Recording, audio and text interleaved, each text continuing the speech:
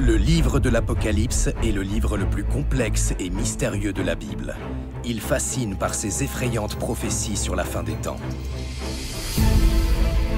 Est-ce que l'Apocalypse est une simple légende, ou ce livre repose-t-il sur une réalité géographique, historique et archéologique?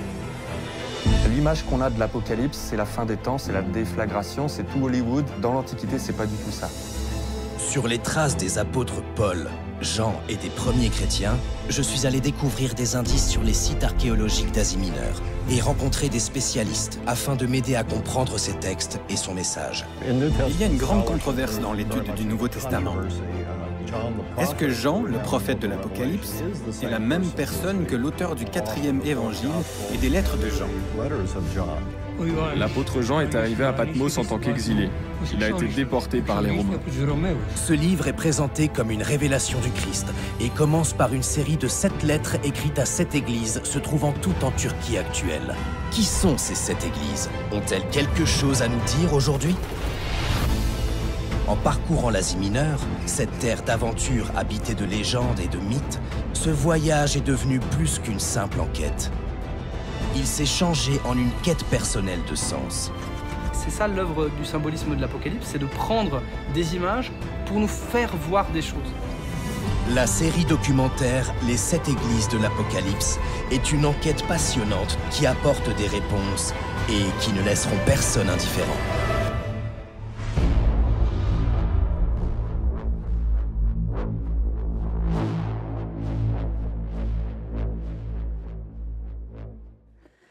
Amen. Merci Seigneur. Merci Seigneur, nous sommes rassemblés autour de la personne de Jésus ce matin et je suis très heureux de pouvoir continuer cette série sur les 7 églises de l'Apocalypse. Alors à votre avis, sur quelle église sommes-nous aujourd'hui? Nous sommes sur l'église de Philadelphie. Bravo, vous avez trouvé. Voilà, on s'arrête aujourd'hui sur l'église de Philadelphie. Et alors l'église de Philadelphie, généralement c'est l'église qu'on aime. C'est l'église quand même qui nous fait du bien. C'est l'église qu'on retient le plus. Peut-être qu'on retient aussi la Odyssée, mais pas pour les mêmes raisons. Philadelphie, c'est quand même celle qui encourage. Voilà, le Seigneur prend le temps vraiment de l'encourager. Après, il ne l'encourage pas pour rien. On va voir tout à l'heure dans le message. Mais cette lettre, elle ne dispose d'aucun reproche de la part du Seigneur. Elle n'a que des éloges et que des encouragements. Au même titre que l'église de Philadelphie, l'église de Smyrne, elle avait aussi que des éloges, que des encouragements. Mais peut-être que l'église de Smyrne, on la retient un petit peu moins, parce que le Seigneur lui dit « Sois fidèle jusqu'à la mort. Prends courage de ce que tu vas souffrir. » Et le Seigneur lui dit ça, donc c'est vrai qu'on préfère que le Seigneur nous dise « J'ai mis devant toi une porte ouverte ». Ça nous fait un peu plus de bien. Et c'est en tout cas l'église qu'on va voir aujourd'hui. Philadelphie, c'est la numéro combien? C'est la numéro 6. Et il en restera une. Donc Philadelphie, c'est vraiment l'avant-dernière à laquelle le Seigneur s'adresse. Ça ne marche pas. Voilà. Donc Philadelphie, comme vous le voyez, elle se situe entre Sardes et Laodicée. Elle a été fondée au IIe siècle avant Jésus-Christ par le roi de Pergame qui s'appelait Attal de Philadelphe. Donc il lui donna un nom dérivé du sien. Cette ville était réputée à l'époque pour ses plantations de raisins qui l'environnaient, ainsi que pour ses affluents et ses cours d'eau qui lui permettaient de disposer d'une terre très fertile. Mis à part ça, dans la ville de Philadelphie, il n'y avait pas grand-chose. C'était la plus petite ville parmi les 7 qui n'a pas tant brillé aux yeux des hommes.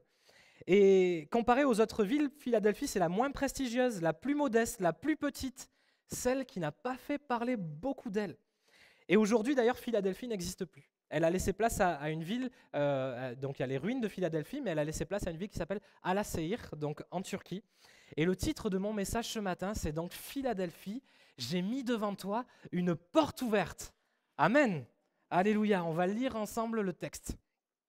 Écrit à l'ange, au messager de l'église de Philadelphie. Voici ce que dit le saint, le véritable, celui qui a la clé de David, celui qui ouvre et personne ne fermera, celui qui ferme et personne n'ouvrira.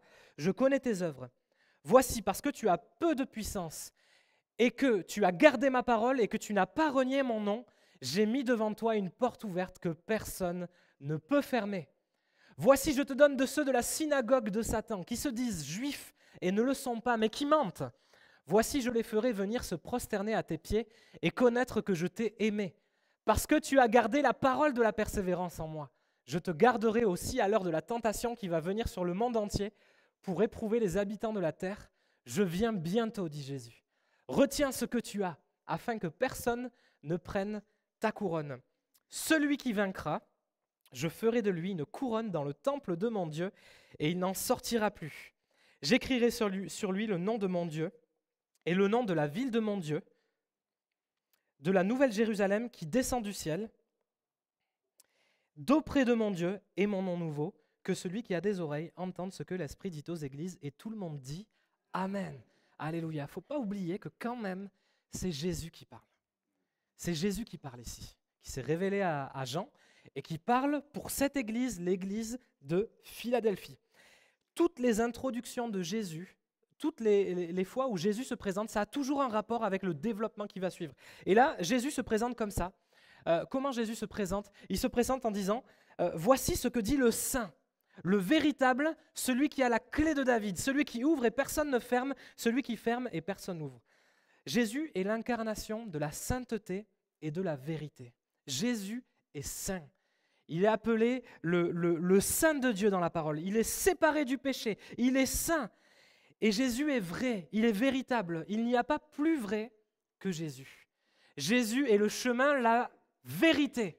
Il est la vérité.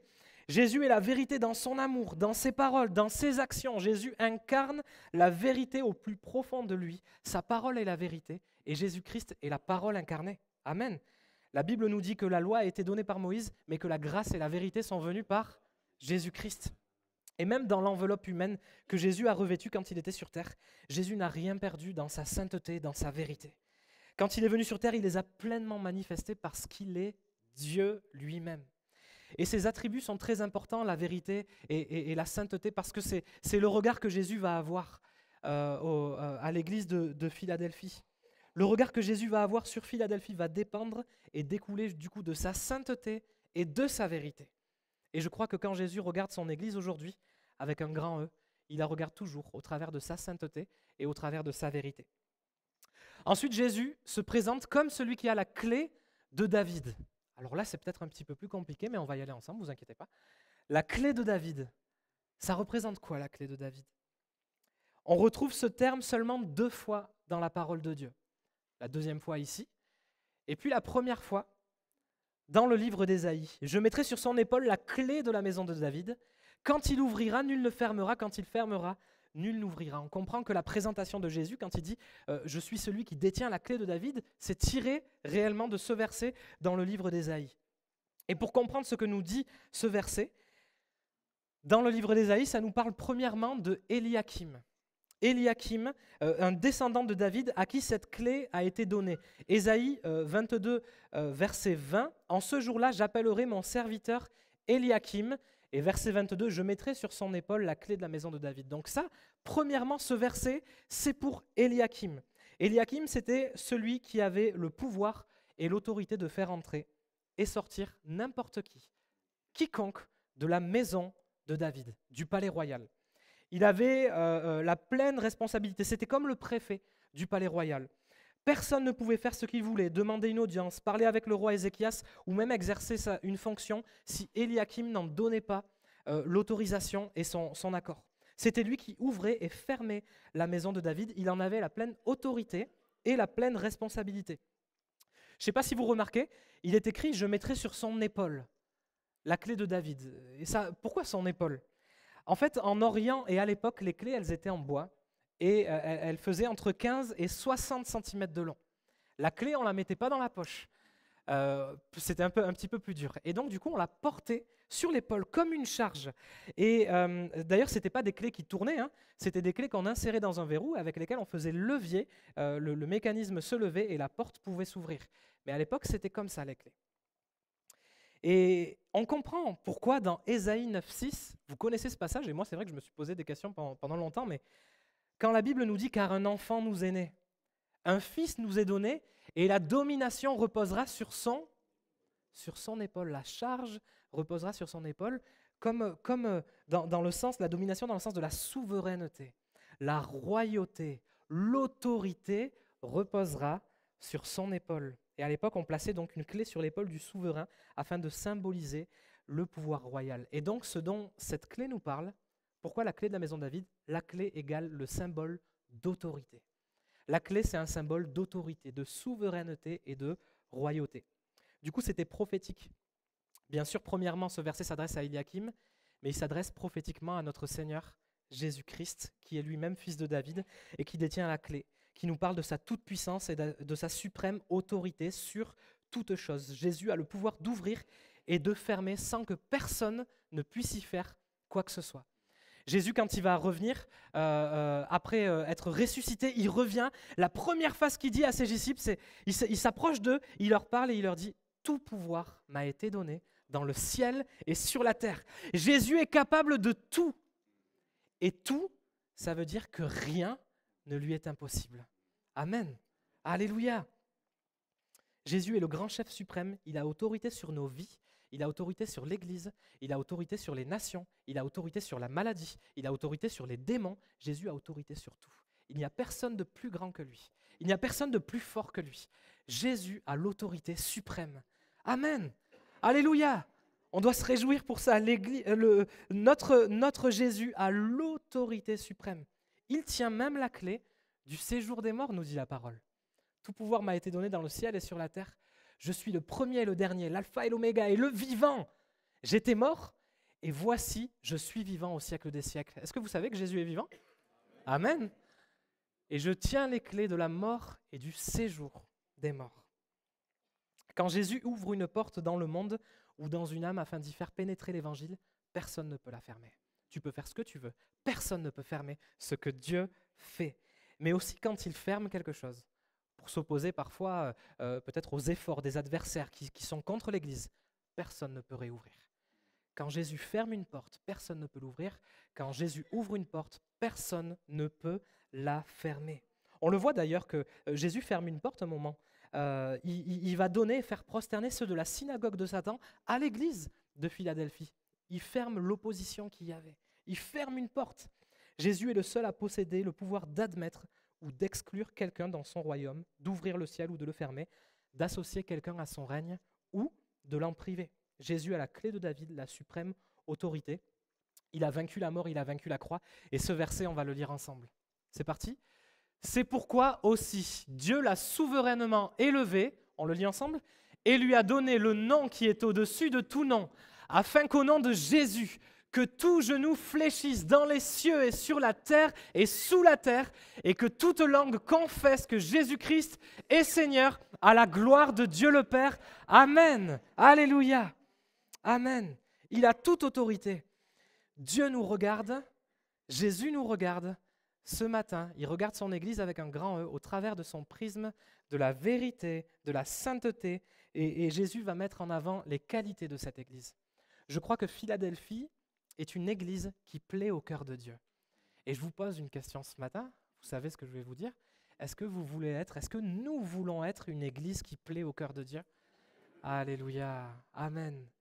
Philadelphie, c'est l'église qui plaît au cœur de Dieu. Alléluia, Seigneur, je veux te plaire. Je veux te plaire. On veut te plaire. Alors le Seigneur, il lui dit, je connais tes œuvres. Comme dans chaque église, il connaît tout. Il est omniscient. Connaît toutes choses, il voit l'avenir, il sait tout, il sait ce qui va se passer. Du coup, on peut lui faire confiance. S'il sait tout, je préfère que lui dirige ma vie plutôt que moi, non? Okay. Voici parce que tu as peu de puissance et que tu as gardé ma parole et que tu n'as pas renié mon nom, j'ai mis devant toi une porte ouverte que personne ne peut fermer. Il n'y a pas de doute, Philadelphie, c'est une église qui plaît au cœur de Dieu. Philadelphie, c'est une église qui plaît au cœur du Seigneur et on a envie que le Seigneur dise la même chose de nous. Là, Dieu nous montre les qualités essentielles de l'Église et du croyant qui se prépare au retour de Jésus. Et du coup, j'ai relevé 2 qualités. On peut les relever de plusieurs manières, mais j'ai relevé 2 grandes qualités dans cette Église. La première qualité, c'est sa faiblesse. Parce que tu as peu de puissance. Alors oui, je ne sais pas, peut-être je vous apprends quelque chose ce matin, c'est peut-être une révélation. Mais pour le Seigneur, ta faiblesse, c'est une qualité. Ta faiblesse, c'est ta force. La faiblesse de Philadelphie, c'était sa force. Quand le Seigneur lui dit qu'elle a peu de puissance, d'ailleurs, il ne lui dit pas qu'elle n'en a pas, hein. Il lui dit qu'elle en a peu. Mikros, dans le grec. Et le peu de puissance qu'elle a suffit pour que le Seigneur se glorifie au travers de ses faiblesses. Et il ne faut pas ici comprendre puissance comme puissance spirituelle. Ici, c'est puissance matérielle, puissance sociale, puissance peut-être de position sociale, puissance économique, puissance matérielle. Mais le pauvre qui compte sur le Seigneur, en vérité, il est riche. En réalité, le Seigneur dit à l'église de Smyrne, il lui dit « Je connais ta pauvreté », et entre parenthèses, vous lirez dans cette église-là, « Bien que tu sois riche ». Je connais ta pauvreté, bien que tu sois riche. En réalité, on n'est pas pauvre dans le Seigneur. On n'est pas pauvre. Ce n'est pas une affaire d'argent, c'est une affaire de la présence de Dieu dans nos vies. On est les plus riches sur cette terre. On est les plus forts sur cette terre. Parce que Jésus vit en nous. Amen. Sans Jésus, bon. Le pauvre qui compte sur le Seigneur, il est riche. Et le faible qui compte sur le Seigneur, il est fort. Amen. Regardez ce que dit Paul. Ça, c'est le Seigneur qui lui dit « Ma grâce te suffit, car ma puissance s'accomplit dans la faiblesse. Je me glorifierai donc bien plus volontiers de mes faiblesses, afin que la puissance de Christ repose sur moi. C'est pourquoi je me plais dans les faiblesses, dans les outrages, dans les calamités, dans les persécutions, dans les détresses, pour Christ. Parce que quand je suis faible, c'est alors que je suis fort. » Amen, alléluia. C'est une église qui a des faiblesses, mais qui fait confiance à Jésus. Amen. C'est pas juste le fait d'être faible, hein, parce que c'est vrai qu'on peut être faible parfois et pas faire confiance à Jésus. C'est pas ça. Cette église, elle est faible, mais elle fait confiance à Jésus. Parce que tu as peu de puissance, mais que tu as confiance en moi. C'est ça qui fait toute la différence. Et j'aimerais nous rappeler que ce n'est pas nos faiblesses qui arrêteront le plan de Dieu pour notre vie. Quand je regarde à Moïse, il disait « Oh mais Seigneur, j'ai la langue embarrassée. Je ne peux pas te servir, j'ai la langue embarrassée. » Quand je regarde Gédéon, il dit « Mais Seigneur, ma famille est la plus pauvre et moi je suis le plus petit de la maison de mon père. » Quand je regarde aussi Jérémie et quand Dieu l'appelle, le prophète Jérémie, vous savez comment il lui répond? Il dit « Mais je ne suis qu'un enfant. Je ne suis qu'un enfant. » Mais je crois que si Dieu appelle, Dieu il ne choisit pas par rapport à nos capacités. Dieu il choisit par rapport à notre cœur. Dieu il ne choisit pas parce qu'on est trop fort. C'est pas parce qu'on est trop fort qu'on arrive à le servir. Jamais de la vie. Je crois que c'est parce qu'on est faible et qu'on laisse le Seigneur se glorifier en nous. Et je crois que on doit vraiment vivre de cette manière-là. C'est pas grave qu'il y ait des faiblesses dans nos vies. C'est pas grave si tu te sens pas fort dans un domaine de ta vie. Le Seigneur va se glorifier. Amen. Le Seigneur va se glorifier. C'est ce que nous voulons. Nous voulons que le Seigneur se glorifie dans nos faiblesses. Dieu ne regarde pas nos impossibilités. Dieu, il veut se servir de Gédéon, de Moïse, de Jérémie. Il veut se servir de chacun, je pourrais dire les prénoms de tout le monde ici. Il aimerait se servir d'entre nous.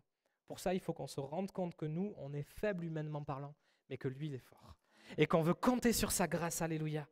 Dieu, il n'appelle pas des gens qualifiés, mais il qualifie ceux qu'il appelle. Amen.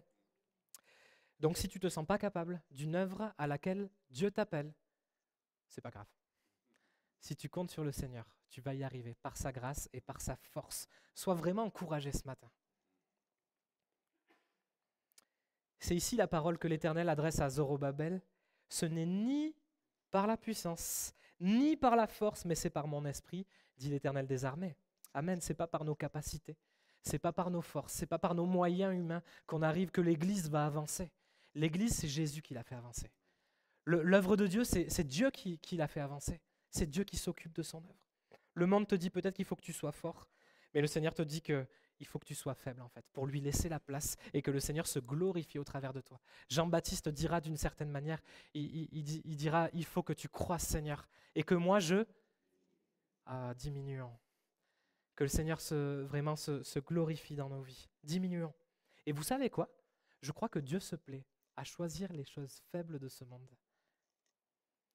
Dieu a choisi les choses folles du monde pour confondre les sages, et il a choisi les choses faibles du monde pour confondre les fortes. L'Église qui plaît au Seigneur, c'est l'Église qui ne va pas compter sur ses propres forces, ses propres capacités, mais qui va compter sur Jésus. Amen. La deuxième qualité de cette Église, c'est sa fidélité. Parce que tu as gardé ma parole. Voici, tu as peu de puissance et que tu as gardé ma parole et que tu n'as pas renié mon nom. Il nous est dit d'ailleurs au verset 10 même, parce que tu as gardé la parole de la persévérance en moi. Et ça, c'est la deuxième qualité de cette Église, c'est sa fidélité. Sa fidélité. Ça nous parle de fidélité, de persévérance, et le Seigneur nous encourage à ça. Garder la parole de Dieu, ça veut dire quoi? Ça veut dire lui obéir. Ça veut dire mettre la parole de Dieu au centre de nos vies, et c'est tout simplement marcher avec Jésus, la parole incarnée. Garder la parole de Dieu, c'est marcher avec Jésus, c'est marcher selon les principes de sa parole. Vivre en appliquant ces principes dans tous les domaines de notre vie. Mais du coup, la fidélité, elle prend sa source dans quoi, à votre avis? La fidélité pour le Seigneur, la fidélité qu'on a pour lui, elle prend sa source dans notre amour. La fidélité pour notre Seigneur, elle prend sa source dans notre amour pour lui. Si on n'a pas d'amour, on n'est pas fidèle. Mais par contre, si on est fidèle, c'est parce qu'on aime. C'est parce qu'on aime. Et cette Église, en fait, elle aimait profondément son Seigneur. Et on doit prier vraiment pour que l'amour de Dieu soit toujours au fond de nos cœurs. Son amour à lui, son amour s'est pleinement manifesté à la croix.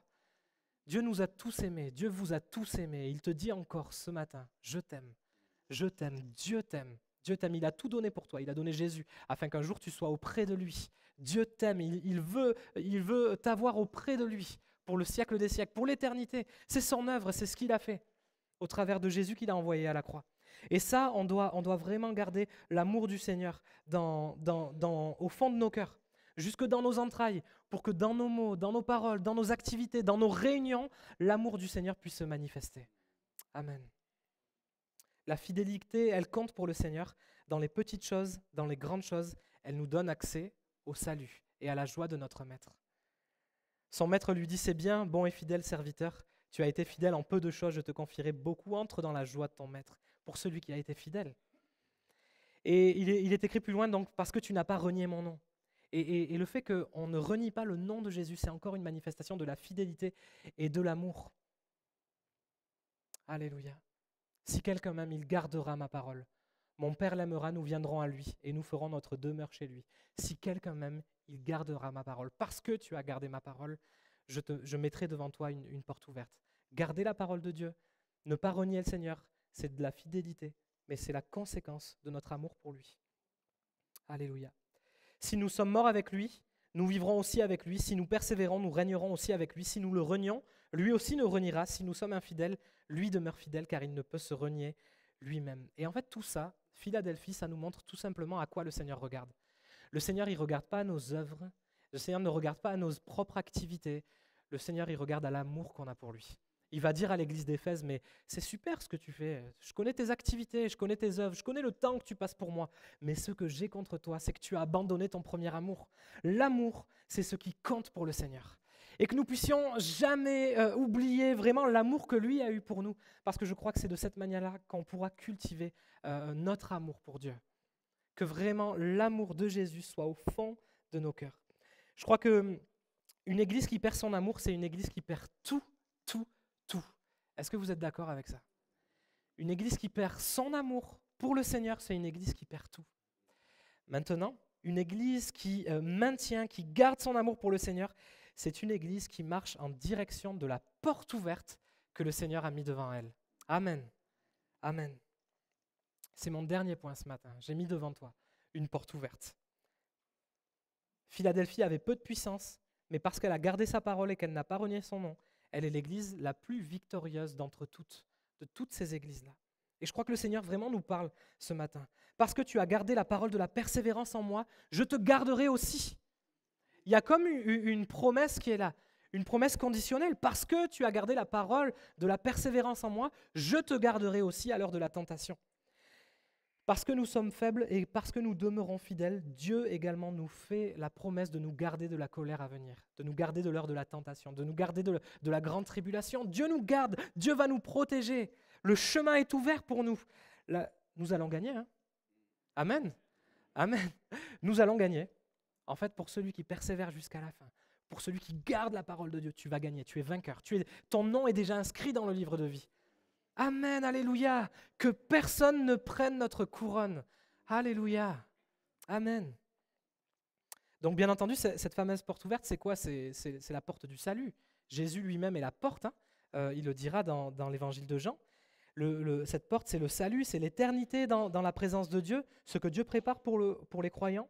Je crois que Jésus ferme la porte du salut à ceux qui vivent dans le péché, ceux qui ne le reconnaissent pas comme Seigneur, mais il ouvre justement la porte à tous ceux qui lui font confiance, car Dieu a tant aimé le monde qu'il a donné son Fils Jésus, afin que quiconque croit en lui ne périsse pas, mais qu'il ait la vie éternelle. La porte ouverte, c'est la vie éternelle. La porte ouverte, c'est la présence de Dieu pour l'éternité. C'est nous, à côté de sa présence.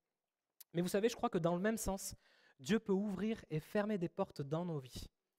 Bien sûr, la porte ouverte ici, ce dont il est parlé, c'est le chemin qui est ouvert pour l'éternité. Mais je crois qu'aussi dans nos vies, Dieu peut fermer des portes et Dieu peut en ouvrir de la même manière. Et je crois que ce texte aussi on peut faire les mêmes conclusions dans nos vies ici-bas sur terre, lorsque nous gardons la parole de Dieu dans nos cœurs, dans nos vies, lorsque nous ne renions pas son nom. Le Seigneur, il trace devant nous un chemin. Je crois que Dieu dirige les pas du juste. C'est l'Éternel qui dirige les pas de l'homme. Mais l'homme, est-ce qu'il peut comprendre sa voix? Le cœur de l'homme médite sa voix, mais c'est l'Éternel qui dirige ses pas. Fais confiance au Seigneur Jésus. Crois que tu es faible, considère que tu es faible, mais considère sa force aussi. Considère qu'il est fort et qu'il va te diriger dans tous les domaines de ta vie. Là où tu as besoin, Dieu va ouvrir des portes et Dieu va en fermer également pour te protéger. Amen. Et là, le Seigneur lui dit aussi, retiens ce que tu as. C'est-à-dire que la faiblesse, c'est une bonne chose, si tu me fais confiance. La fidélité, c'est une très bonne chose, c'est la conséquence de ton amour. Eh bien, tout ça, retiens ce que tu as. Retiens ce que tu as parce que je viens bientôt. Je viens bientôt, ça Jésus le rappelle encore, je viens bientôt. Est-ce qu'on croit que Jésus revient bientôt? Alors c'est vrai, ce texte il a été écrit il y a 2000 ans, on dit depuis 2000 ans que Jésus va revenir bientôt. C'est vrai, on le dit. Mais je crois qu'en fait, c'est pas pour rien qu'il a écrit ça, je viens bientôt. Je crois que le Seigneur veut nous mettre toujours dans cette condition de nous attendre à lui, de nous attendre qu'un jour il va revenir comme si, mais garde cette espérance, je viens bientôt, garde cette espérance. Garde cette espérance, je viens bientôt. Un jour, tout sera fini. La mort, la tristesse, les pleurs. Et tu vas entrer dans la joie de ton maître. Je viens bientôt. Je viens bientôt. Alléluia. Alléluia. Retiens ce que tu as afin que personne ne prenne ta couronne. Et donc le Seigneur encourage son Église avec un grand E ce matin à retenir ce qu'elle a de bon. À retenir tout ce qui est bon. Le Seigneur lui dit vraiment de garder ces choses-là, de les garder précieusement, de veiller, de persévérer. Alléluia. C'est Jésus qui bâtit son Église. Hein. Amen. Moi je te dis que tu es pierre et sur cette pierre je bâtirai mon Église et les portes du séjour des morts ne prévaudront point contre elle. Philadelphie a beaucoup à nous apprendre sur l'Église qui plaît au cœur de Dieu. C'est une Église qui a peu de puissance mais qui lui fait confiance. C'est une Église qui a gardé sa parole, qui persévère malgré les afflictions et que le Seigneur gardera de tout mal. Cette fidélité a pour source l'amour de Dieu. Et je crois vraiment qu'il y avait l'amour du Seigneur, l'amour de Dieu au sein de cette Église. Je vais demander à l'équipe de louange de revenir. Une Église qui est unie dans l'amour de Dieu, c'est une Église qui est forte. Une Église qui est unie dans l'amour de Dieu, c'est une Église qui est forte. Le rôle de l'ennemi sera de diviser, mais si nous persévérons dans l'unité, dans l'amour, dans la communion fraternelle, alors nous serons une Église forte. Veillons les uns sur les autres pour nous exciter à l'amour et aux bonnes œuvres. L'amour les uns pour les autres nous donnera de l'encouragement et fera qu'on pourra aussi persévérer. L'amour qu'on a les uns pour les autres, c'est bon ça. D'ailleurs, à ceci, tous connaîtront que vous êtes mes disciples si vous avez de l'amour, si nous avons de l'amour les uns pour les autres. Je crois que l'évangélisation passe par l'amour. C'est normal en fait, ça ne va pas passer par autre chose. S'il y a des inconvertis, s'il y a des personnes qui ne connaissent pas le Seigneur, qui voient, mais qui viennent dans cette église, mais qui disent « mais c'est quoi ces gens bizarres qui s'aiment? Mais c'est quoi ces gens? Ça n'existe pas ça. Ça n'existe pas, c'est l'amour de Dieu. C'est l'amour de Dieu, c'est surnaturel, c'est quelque chose qui n'existe pas. Enfin, qui n'existe pas humainement parlant, vous m'avez compris. Jésus finit comme ça. Celui qui vaincra, je ferai de lui une colonne dans le temple de mon Dieu, il n'en sortira plus. J'écrirai sur lui le nom de mon Dieu et le nom de la ville de mon Dieu, de la nouvelle Jérusalem qui descend du ciel, d'auprès de mon Dieu et mon nom nouveau. Tout à l'heure, on va finir en louange en prenant le chant Tu es bon que vous avez pris tout à l'heure. Philadelphie, elle avait connu un épisode très sombre, quelque temps avant que cette lettre a été écrite. Jésus finit cette lettre en disant « Je ferai de toi une colonne dans le temple de mon Dieu. » Dans le temple de mon Dieu. Philadelphie, elle est sur une zone sismique et elle a vécu un très très gros tremblement de terre au 1er siècle. La ville avait mis plusieurs années à se reconstruire et pour vous dire, les gens sont même restés 3 ans autour de la ville avant de revenir parce que justement, ils avaient peur de revenir dans cette ville-là. Et Jésus finit comme ça en disant « Mais je ferai de toi une colonne dans le temple de mon Dieu. » Une colonne qui va rester. Je crois que si Jésus est à la base de notre vie, si Jésus est le fondement de notre vie, alors tout subsistera jusque dans l'éternité. Rien ne pourra s'écrouler. Au nom de Jésus, rien ne pourra s'écrouler. Parce que Jésus est un fondement solide. Regardez ce qu'il est écrit. Ces mots, une fois encore, indiquent le changement des choses ébranlées, comme étant faites pour un temps afin que les choses inébranlables subsistent. C'est pourquoi, recevant un royaume inébranlable, c'est ce que nous avons reçu en Jésus. On a reçu un royaume qui ne bouge pas, qui ne tremble pas, un royaume inébranlable. Alors montrons notre reconnaissance en rendant à Dieu un culte qui lui soit agréable, avec piété et avec crainte, car notre Dieu est aussi un feu dévorant. Et regardez ce qu'il est écrit, c'est le verset qui suit dans le chapitre d'après. Persévérer dans l'amour fraternel. Vous savez comment est traduit l'amour fraternel en grec? Philadelphia, comme le fromage. Philadelphia. Et là, il y a un rapport direct. Philadelphia, ça veut dire amour fraternel. Philadelphia, ça veut dire celui qui aime son frère. Allez, j'inclus les sœurs aussi. C'est celui qui aime sa sœur. Ce nom-là, il a été donné par le roi de Pergame à cette ville. Il s'appelait Attal de Philadelphe. En vérité, il s'appelait Attal II, juste. Mais on l'a appelé Attal de Philadelphe parce qu'il aimait son frère. Et cette ville-là a été donnée par rapport à ce roi de Pergame qui aimait son frère. Philadelphia, je crois que c'est le cœur de Dieu. Parce que dans l'Église, il y avait de l'amour. Alors, il y avait de l'amour pour les frères. Il y avait de l'amour pour les autres. Je crois que c'est juste la conséquence de l'amour de Dieu en nous. L'amour que nous avons les uns pour les autres. Et si nous avons de l'amour les uns pour les autres, alors tous connaîtront que nous sommes ses disciples. C'est bon d'avoir de l'amour entre nous. Amen. Alléluia. Est-ce que nous voulons être une église qui s'aime? Amen. Alléluia. Par amour fraternel alors, Romains 12, 10. Par amour fraternel, littéralement par Philadelphia. Soyez pleins d'affection les uns pour les autres, par honneur, usez de prévenance réciproque. Et celui qui vaincra, je ferai de lui une colonne dans le temple de mon Dieu. Et regardez, ça c'est ce qui reste. Là, c'est Philadelphia ici. C'est Philadelphia aujourd'hui. Philadelphie. Bon, c'est plus Philadelphie, c'est à la Séhir. Mais c'est les ruines de Philadelphie. Le Seigneur disait, je ferai de toi une colonne dans le temple de mon Dieu. Il y a 3 colonnes. C'est la seule chose qui reste, c'est le seul fondement du christianisme qui reste dans cette ville. Cette ville est entourée de l'islam, partout. Ça, c'est le fondement qui est resté. Je ferai de toi une colonne dans le temple de mon Dieu. Ça fait des siècles que cette église-là avait été construite.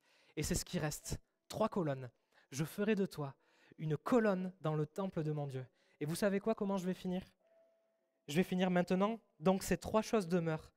La foi, l'espérance et l'amour. Mais la plus grande de ces choses, c'est l'amour. Est-ce qu'on peut se lever ensemble et on va prier le Seigneur? Alléluia. Amen. Seigneur Jésus. Alléluia. Seigneur Jésus, nous voulons que ton amour demeure au fond de nos cœurs. Nous prions avec ton Église, Seigneur mon Dieu, afin que, Seigneur mon Dieu, nous puissions cultiver ton amour tous les jours de notre vie. Merci parce que ton amour s'est manifesté à la croix. Merci, Seigneur, parce que toi, tu nous as aimés le premier. Tu as tout donné pour nous, Seigneur Jésus. Alléluia. Alors nous voulons, Seigneur, te célébrer. Nous voulons te louer. Nous voulons te rendre gloire. Nous voulons qu'il y ait l'amour au fond de nos entrailles, au fond de nos cœurs. Seigneur Jésus, afin que dans nos gestes, dans nos mots, dans nos paroles, nous puissions manifester ton amour, Seigneur. Oh Seigneur Jésus, nous prions avec ton Église ce matin. Alléluia, parce que nous voulons que ton amour demeure en nous. Nous voulons, Seigneur, cultiver ton amour, Seigneur. C'est pas grave, Seigneur mon Dieu, si nous sommes faibles, si nous avons peu de puissance, parce que nous pouvons compter sur toi, Seigneur. Notre secours vient de toi.